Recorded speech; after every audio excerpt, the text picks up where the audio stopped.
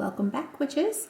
As mentioned on the podcast, if you listened on Wednesday, I am going to be showing you what a witch's ladder looks like.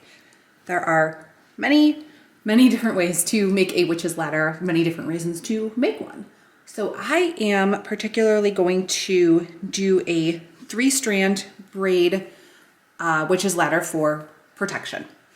So I've got my 3 strands here. I have just a plain twine. I have a black, which is a great color for protection. And then I have like a light pink color. And just in general, I like the color pink, and using the color pink, it has really nothing to do with protection itself. But I think that it's good to sort of make these things personal. So when I can, I have the option, I like to throw some pink in there. So I already have the loop put in at the top because I am going to hang this.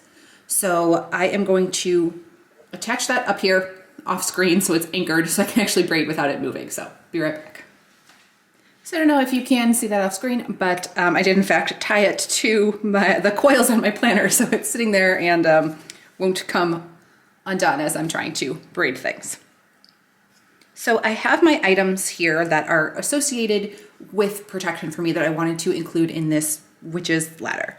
So first of all, I have a raven feather. I have a cinnamon stick. I have this pentagram shaped crystal. I have this druzy charm, and I really like that it's got the hole in there, so it's kind of like a hagstone. And again, it's in the pink color, and then the spells that I have here that I'm going to add to the end are in pink and purple, and again, I just generally use those colors, like those colors.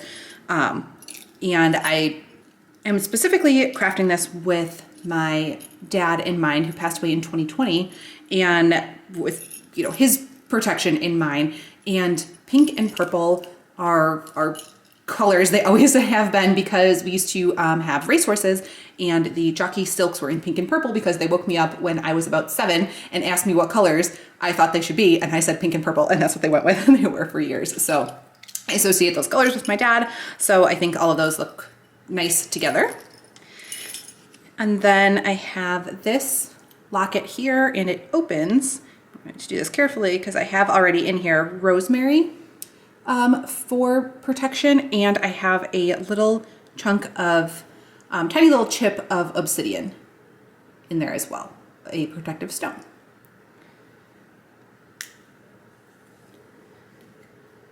So what I'm going to do here then is begin by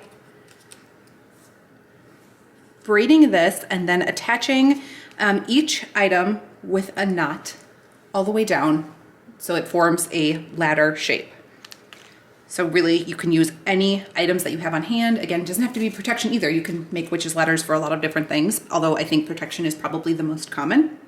But whatever that you find and whatever you associate with protection, and bells at the bottom are just really popular, so you can hear that, especially if you attach it to something that moves, like your door handle, then when somebody goes in or out, those bells will ring, and you will know. So I'm going to start the braid here before tying in my first item.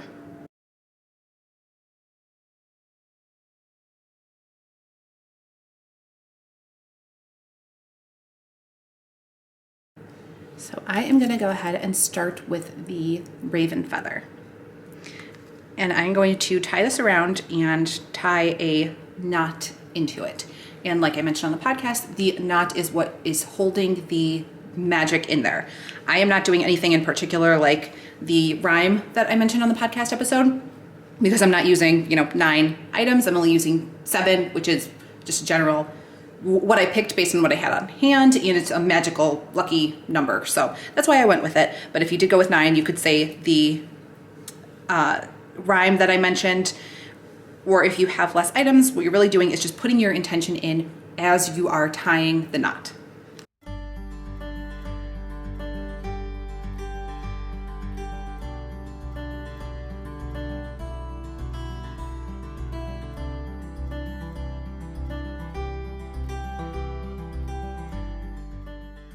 So there is the first item.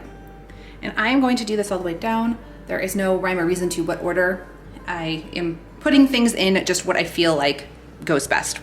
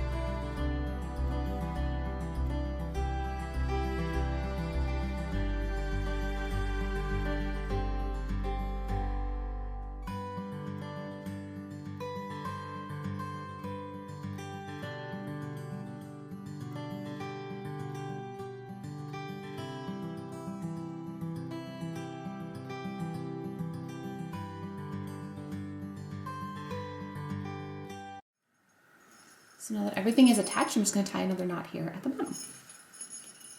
So there you have what the completed witch's ladder looks like. It's a pretty simple process. You really can add anything that you want to make it for any intention that you want. This is just what I did. So stay tuned over on Instagram to see what I end up doing with this and where I put it, how I use it. If you have any more questions about witches' ladders that I didn't cover in this video or in the podcast episode on Wednesday, please let me know in the comments. And if you like these types of videos, please don't forget to like and subscribe while you are here. I have new videos every Friday, and I'm always interested in what you want to see, so let me know. I will see you next week.